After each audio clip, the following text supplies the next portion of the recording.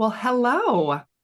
Hello, good Hello. morning, good afternoon, good evening, wherever you are. Welcome to another episode of Association Transformation. I'm Elisa Pratt, Brewer Pratt Solutions. I am, of course, joined by my co-pilot.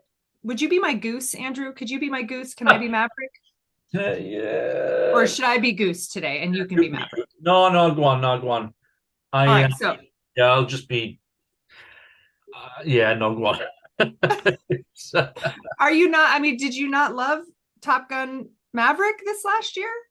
I tried. I watched it on a plane, and I wanted it to be like a 4D movie. Like I Oh, wanted the plane to we saw it be. at the IMAX theater. Oh, it was amazing. You have to do that. But anyway, sorry, let's get back to our intro. Association transformation. It's the new year. We're fired up. Nonprofits, associations, trade groups. We're nerds. We're in love with it all. We're bringing you a new guest, a new topic, and Andrew Chamberlain. Thanks for joining me today. Thanks, Lise. That was Are a you heck of fired a up? Are you fired up? introduction. I don't know. Yeah, Fireworks? Do I have that we was need a great background music. introduction. I need like an orchestra. Yeah, well, when I edit these pods, I'll make sure that I have only the most dramatic music when you introduce me to the listener. Anyway, I'm Thank good. you. Lovely to see you. Thank you. I appreciate it. It's good to see you. We're a month into the new year.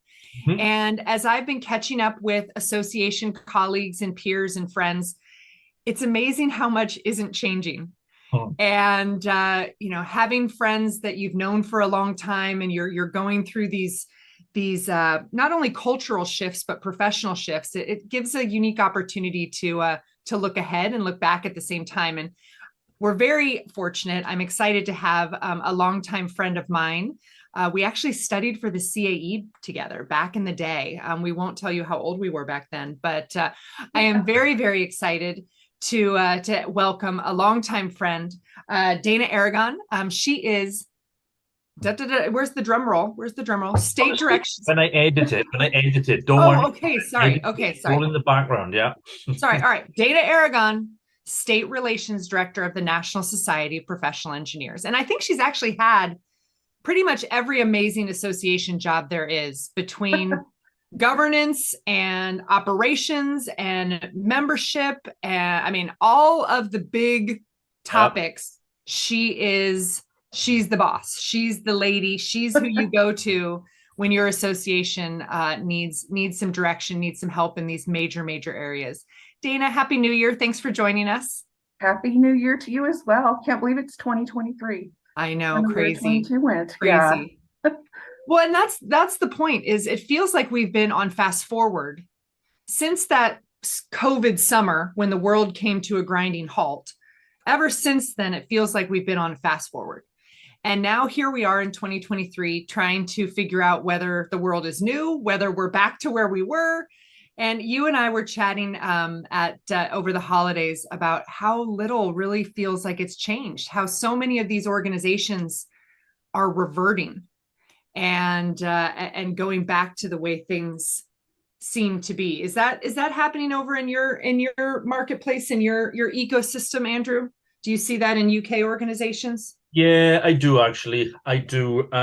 It tells me that on one hand, it tells me that we're quite good at crisis management. But we're There's a not, positive, there's a silver which lining. is good, which is good. But arguably, are we that good at embracing innovation and ideation and creativity? I'm not. I'm still sadly not feeling utterly convinced of it.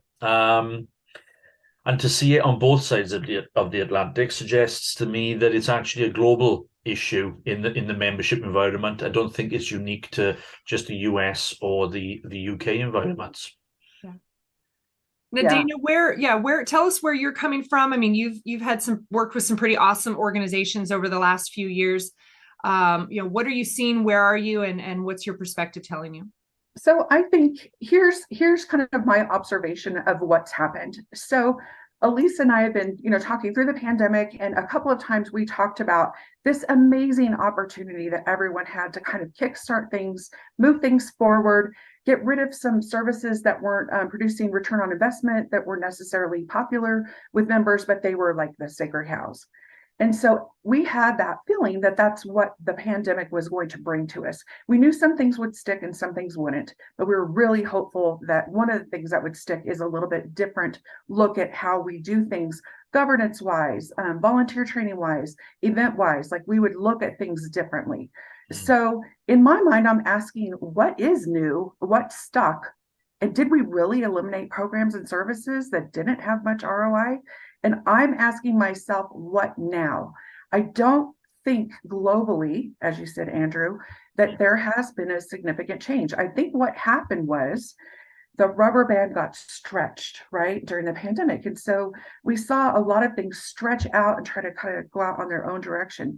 But as soon as the pandemic was quote unquote over, which we know it isn't yet, that rubber band snapped right back. And what I'm hearing in my voice is one of my mentors saying, she had this button and it said, "We've always done it this way." And it was crossed out and said no on it. So I'm hearing that in my mind as I'm going through a lot of these different educational programs targeted towards leaders in the component relation space, about how we've always done it this way is creeping up. And how on earth did this happen? Because even before the pandemic, I think that we were a little bit more willing to take risks.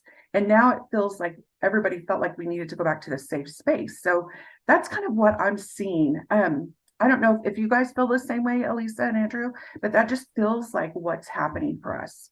Well, and as much hope as we had that this innovation and this push outside of our comfort zone, which was not something we chose, it was something forced upon us.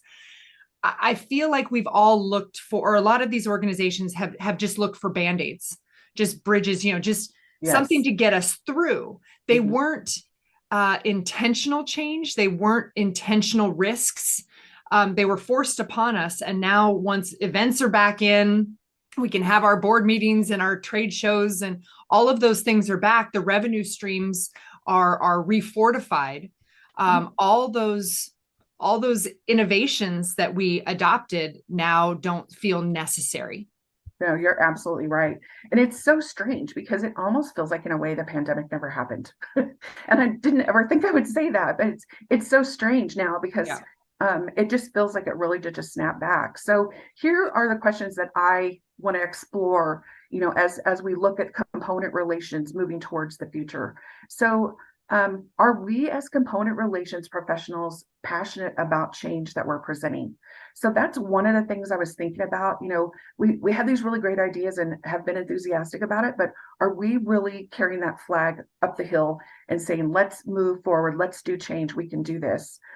And a large part of our role has to be the introduction of fresh content and fresh ideas for networking. There's lots of ways to do networking and also programming. And are we doing that? Have we taken responsibility for that part of our jobs, which is really, trying to we can incrementally do it if we've got some people that aren't quite ready for that change. We can also do separate programs. Why do we have to do the exact same one? What if we did one program the old way and one program the new way? And so there's lots of ways to think about this, but my question to professionals that are working in this space with volunteers and also, with component relations and even governance and boards and everybody that's working together to make the associations a more viable option for people right now, are we doing enough? So that's my question, because we can present it, but did we just present it and then they didn't like it and we just backed off? So that's kind of my question of the day, I guess. Well, and I always want to take a pause when we start talking components and translate for Andrew what we're talking about. Because, here in the States, we say chapters, we say affiliates, we say components, we use all these terms. And, based on the geography of a place like, the UK, they don't have that same network of regionals. So, Dana and I both come from the component relations background and have worked for both local entities, regional entities, as well as the quote unquote mothership. And I I think what you're tapping into, Dana, is the core issue. And for me, it comes down to what's always been there, which is the hypocrisy of component relations. Yeah. If you at the mothership are not leading by example and embracing innovation and trying new things, if you're just as buried in status quo as everyone else, how can you preach to your regions and your chapters? How can you hold them to a standard that you aren't living to yourself? Yep, exactly. That's so true. Because I think when everyone sits down and looks at strategic plans, especially if they did any, during that pandemic timeframe, one of the, and it's always should be, but membership is really important right now. We're seeing a lot of associations that are kind of diving in the membership area. People are looking for different ways to interact. And maybe the association looks like it always has. And so they're like, I've already tried that. I'm going to try something else. So what can we do to be a little bit fresher, a little newer, and be really open to more ideas about how we can reshape the chapter component relations, affiliate, region system that we have built up for the last many organizations, almost 100 years. So this is really a crossroads for us. If we don't do something that's significantly different in terms of leading our membership on a different path, then we're doing a disservice to ourselves and to the profession. I think it's important to sit down and really think about what is palatable to your membership and how you can have fun. A long time ago, before CE was online, you'll hear people that have been around for a really long time talk about how much fun they had at the annual meeting and how much fun it was to get together. And that was, I think, a big draw for people. Life is hard, work is hard. Get together with your friends, with your peers, and have some fun. So how can you do that? Like, what's fun for your group? Yeah. There's lots of things that are kind of built in, but what other things can we all think of? I think one of the yeah, it's interesting you mentioned that, because a client I'm working with at the moment, I've just surveyed some of their members with regards to this, the reinvention, the reinvigoration, the refresh of what they've been calling their flagship program. And interestingly, several, people I've spoken to have said that since the CE went online, the humanity has been lost.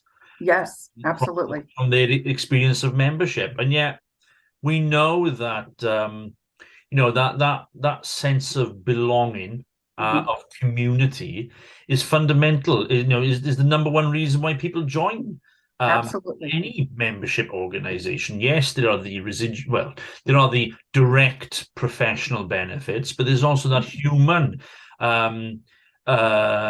benefit that we get from being part of a society, from a community, from a network. Absolutely. And I think that's a distinct part of it, as actually the ideation and creativity and innovation is probably most abundant when we are in contact with one another at that human level. And yes. I think that's because that's been missing and now for a long time, in relative terms. I think that's a major headache for organizations, because we're now not, and I work, as and Lisa, you work, a lot at board level, and boards are still not coming together to have, in person. So they're still not having that in-person sort of human touch, as it were. It's still a very fragmented, disparate experience for them, leading their organizations, and it's quite a functional, perfunctory experience for them. And I think that is a huge element of it. But I also think that, I mentioned at the beginning, I thought, we've clearly demonstrated we're good at crisis management. But I think also crisis fatigue is set in as well, which is, we've came out of the pandemic and we're into a cost of living crisis, and we're into another economic downturn. Well, downturn's an understatement, and I think an awful lot of leadership teams are feeling despondent, because we feel often like we're lurching from one crisis to another. And so I can, to a degree, I don't agree with it, but I understand why, what was a a comfort zone, a pre-pandemic comfort zone, feels like a nice safe space for us to be occupying right now, because we're all just a bit hungover from the continual bombardment of crises that we're having to deal with. Now, that's not an excuse. There's a reason. I don't think it's necessarily, a valid reason, but I understand why it's happening. I mean, Yeah. Lise, reflect that in your own dealings with people, or? I would, and maybe what's most frightening and yet opportune is that a lot of these things, we're talking about a lot of things here, right? We're talking about member engagement, we're talking about board leadership, we're talking about components and the chapter structure. And a lot of these challenges that we are identifying, the seeds of them began before COVID, right? I mean, we were moving CE online before COVID. Did that fast track us? Was that did that require us to put our foot on the fast pedal, to get that out? Yes. Were the cracks in the chapter and component relationships there long before COVID? Absolutely. Have boards historically struggled to stay strategic and be advisory boards versus managing boards? Absolutely. So what COVID presented was an opportunity to experiment, to pilot, to try new things. But what we really did is we just fortified, we held tighter, we tried to shield ourselves from risk. And now we come out of this and we're back to where we started with some of these challenges. So these challenges that continue to bear out, I think, yes, are very intertwined in all of these different ingredients that we're talking about. And sadly, not many organizations who weren't already on the cusp of innovation and solving some of these things, not many made the strides during COVID that we would have liked to see. I think in some ways it actually went in the opposite direction. They've now become more risk averse. The boards are more paranoid. The boards are more desperate for reserve in the bank and questioning any experiment or anything that's different than normal. I think we're hurt. Don't you think, Andrew? No, I'm not sure I agree with that. Let me rephrase. I recognize what you're saying. It's all right. I know your initial instinct is always always to disagree. No. I recognize. No, I do recognize what you're saying. I don't wholly agree with it, because I think yes, there's this risk, a lack of appetite for risk, generally, but that was always there. And right, but now this barrage of crisis. Yes, but I think it drives the boards into more of a cocoon. It does, but I think this is fundamentally, I think we're just for me, the nub of this is about professionalism within the membership environment. And I'm not talking about professionalism amongst staffers. I'm talking about a sense of professionalism, a degree of professionalism amongst volunteer leaderships. And, I always find it strikes me as the greatest irony in the membership environment is that we're here to promote professionalism, and yet often we fail to see it within the leadership environments of membership organizations. Which I find, this is the greatest oxymoron there is in our world.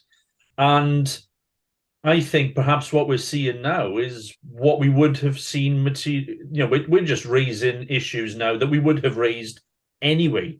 And we were probably on the cusp of talking about it, and then boom, Exactly. We had a 3-year reprieve and we got distracted to have different types of conversations. And now we have maybe parallel paths, duality of challenges that haven't gone away, that we haven't solved. I do hope organizations are bolstered by having survived, but these questions are now reemerging in somewhat different way. And, Dana, you talked about membership and how so many organizations are contracting. And the membership value proposition is more questioned more so than ever before. Absolutely. I don't think we have the time we don't have the luxuries that we had before of those big reserves in the bank and big conventions that bring in all the money so we can ignore some other cracks and weaknesses. I'm not sure I agree with that either, though, Lisa. I'm not sure I agree with that either. If you look at the bank accounts of you look at the bank accounts that some of these non-profits are sitting on, the amount of reserves they're sitting on, and yet the inertia that I'm seeing around board tables, the two don't necessarily equate. I mean, there are many clients that I've worked with who have got millions in the bank and are still doing nothing with it. And so I'm not sure I agree that it's about the luxury of time. I don't necessarily see that. And in fact, I think it is that sorry, Dana. I think for me it's about the cost benefit analysis that isn't happening around the boardroom. So here's my question to that. Are we operating now from a place of fear or from a place of comfort? And so there's comfort in doing the same things that we've always done. But then you're also, it's kind of talking out of both sides of your mouth, like Elisa said.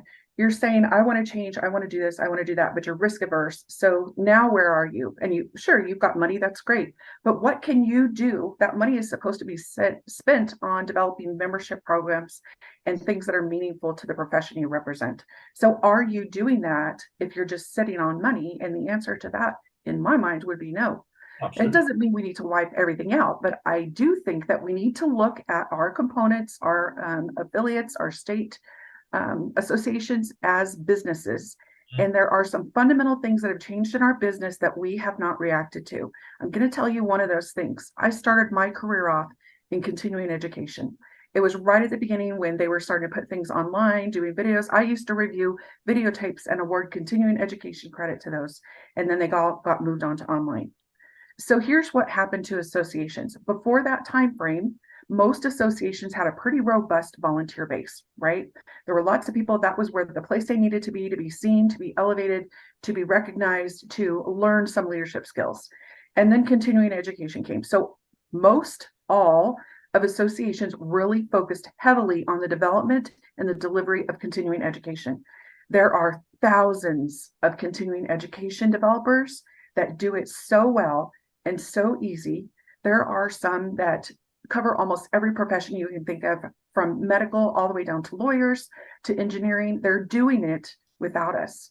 And so now what is our value proposition? If we're sitting here saying, come to us for CE, come to us for CE, or come to us for advocacy, are we doing the right thing by doing that? And I'm not saying take away continuing education, because I think it still has a place to be, but make the continuing education that we're delivering valuable, and so valuable that it's I can't miss this opportunity. So stuff like that to me would be special, bringing in special marquee speakers. Like, I'm in the engineering field, bring in Bill Nye the Science Guy. He's a fun person. He's an engineer. He's from the association world. He was a member of ours. Bring him in, let him be our keynote speaker. That's something that you can't get from those continuing education companies that are just pumping continuing education out as quick as they possibly can. So we're kind of competing right now with another group that we're not necessarily recognizing as a threat to us. So continuing education companies they're coming. Right. You're talking about the for-profits. Yes, the for-profits. Yes. They're in our space, and they've been there, for quite some time. And I think, I think, and within the context of component relations, and I think one of the things that associations are bad at recognizing is the potential of their reach. Mm-hmm. There are very few for-profit CE providers who have the reach, national or international, that membership organizations have, and therefore have the credibility to bring in someone like Bill Nye the Science Guy. It's highly improbable that a CE provider is going to reach out and say, unless it's for an extortionate amount of money that they're not going to want to pay. Because that's chewing into their profits. Whereas in a non-profit environment, well, we could justify that investment from a non-financial perspective, from demonstrating that it's part of the value proposition, enhancing the membership experience, et cetera, et cetera. But I think, and when I talk about, and I think you've hit the nail on the head there when you say, these are businesses. It's a business, absolutely. And the only way to run a business successfully, whether it's for-profit or non-for-profit, is with that element of professionalism. Mm-hmm. And that requires professional expertise that I think is still distinctly lacking Again, not at that staffer level, but in terms of the decision-making level, when we're making decisions about investments, and so we're making risk-based assessments about how we're spending our money, I think that business acumen is acutely missing. Yep. Which is why when we stagnate as organizations, as businesses. Well, Yeah. Go ahead, Dana. I'm sorry. Oh, I was just going to say, yeah, that fiduciary responsibility piece for some reason is a little difficult sometimes for volunteer leaders to understand, because they get so wrapped up into, well, so-and-so got to go to Europe for their presidential year, I should be able to go too. And so that fiduciary responsibility kind of thinking in terms of what can you do to keep the organization viable for the future, that kind of gets lost a little bit in the what's in it for me piece that comes along. And I get it, some people feel like they've earned it because leadership tracks are quite long sometimes. So I totally get that, but it feels a little lost at this point, for the fiduciary responsibility, and just reminding our board members and volunteers that their duty is to the organization to make it viable. I think you're spot on there. I think people become confused with protecting the cash versus or protecting the assets versus protecting and promoting the organization and ergo its membership. And I think it's a murky area, to say the least, and it undermines people's ability to make credible and informed decisions, because they don't necessarily recognize or understand the difference between the two. Absolutely. Yeah. And if as volunteer leaders in the professional space, if we're not presenting our board members with everything that they need to know to make an informed decision, then we are doing a disservice again. So it's important to do those background information to try to see what impact and predict, as much as we can with this world that's ever changing, on what maybe this decision will have on the organization. What is that impact going to be downstream financially and also for our members? Conversations like this, which I will officially label a hodgepodge. Yes. I love this because it shows me, as an association professional, it shows me how much potential there is, how many big issues there are in both leadership, in engagement, in structure and governance there are to tackle. Yes. A bit overwhelming because some of them have been around for so long. They have. When we start a new year talking like this, it shows. I don't look at it as glass half empty. I look at it as opportunity and areas where associations are still necessary. Nonprofits are still so necessary. And as staff, there's job security in this because some of these challenges have not gone away. Yeah. But so many ideas and ingredients, if you will, to continue to explore. And I think 2023 is going to be an important year. I think we are at an inflection point as a profession. And having come out of COVID, but not free of a crisis. There's another one here. There's more around the corner. But I think the new next, I don't want to say the new normal because normal is different for everyone, but the new next, I believe, gets defined this year. Yeah. I think you're absolutely right. I mean, I read an article. Wait, what? What? Agreement. Not the presses. I'll edit that bit out. Don't worry. I read an article in the Guardian in the UK this morning that was saying that the number of small businesses in the UK who had navigated 20 through to 2022, but who are now saying actually 2023 is the crunch year for us. Government support has been diminished or been removed. And actually I think I think I read something on the lines of sort of the number of small businesses that were sort of classified as in critical condition, which has sort of gone up by 52% in the last quarter of 22. Now, that associations, far from being immune to that, in their own right, are subject to the same market economics that any business is. But actually, that kind of data, which again, I suspect is not unique to the UK context, far from it. That is going to have very, very specific, direct impact on nonprofits market in itself. So I think I do think you're absolutely right. I think 2023 will be an illuminating year for the industry, for the sector, globally. Yeah. I mean, just this conversation, I have like 5 articles I want to spin off and write just based on all the things we've talked about today. Dana, as you look ahead to this new year, not only with the experience you come to and all the challenges that seem to have stuck with us through the pandemic and all these crises, what are your thoughts for the year ahead and the organizations that you work with? I think the thoughts for the year ahead are deconstructing the association model. And here's what I mean.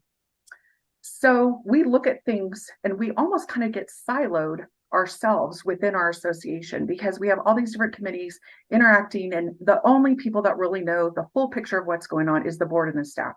So we have committees and they do their work and they pass it on, and then something happens or it doesn't happen, and we just keep kind of rolling like that. So do we need to look at programs and services as more of an a la carte function? So should we be looking at things as, well, this member doesn't want to do this, but they want to do this, and serve that up to them and allow them to do those micro engagement opportunities and see if there's something there that they'd really like to do. Also, like tapping into the world of hobbies and talents of members is also another opportunity that people can look into. Collaborative events with other organizations that are doing good for humanity, like Habitat for Humanity, is also something that's, I think, going to be popular.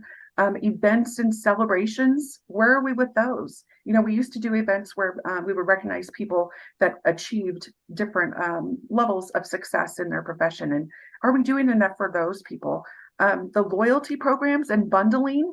Think about bundling. Like we do this in that, right? We do it everywhere. Dana, do you want to just come on the next? I mean, should we just book a series? Ideas with Dana? You should have a monthly touch base with monthly touch base. Ideas with Dana. Yeah. Opportunities, ideas, innovations with Aragon. I mean, this could be a whole thing. This could be a whole thing. I'm definitely at the point in my career where I've seen a lot. I've done a lot. I've done volunteer things myself, and so I could see where the holes are. I'll tell you one that's one of my favorite stories, and maybe some of the parents out there can kind of understand this one. My son played football, Pee Wee football, 5 years old. They wanted to fundraise. So I'm like, okay, great. We're going to do some kind of fundraiser. Okay, so here's the fundraiser. Parents, buy the food. Make the food. Sell the food back to yourselves. Is that what we're doing in associations too? Because we have this group of people that are around us all the time. And so we want to raise more money, but it's the same people that are volunteering, that are on our boards, that are leaders in the states. So like, how can we get out of that bubble that we have of these really super engaged people and branch out to some other people that maybe just want 1 or 2 things from us? So food for thought. Such important conversations and questions. And I think the theme here is we have to be brave enough to ask these questions and to hold these mirrors up. But Dana, thank you so much for joining us. We'll see how some of these topics play out over the next 12 months and beyond. But I'm excited to see how things go for you and for your organization. Andrew, you and I will continue to chew on these type of topics. But I don't know about you. Instead of being down and pessimistic, I'm kind of fired up. I want to go try some things. I want to go explore some of these ideas because there is so much potential. And I thank you both for joining me. Thank you, Andrew. You can be Maverick next time, and I'll be Goose. But I appreciate you as my co-pilot. Thank you so much. And Dana, thank you for joining us. Thanks for everyone. Thank you. Thanks to everyone for joining us. You can find Association Transformation wherever you get your podcasts. Make us one of your favorites. And until next time, put your members and your mission first.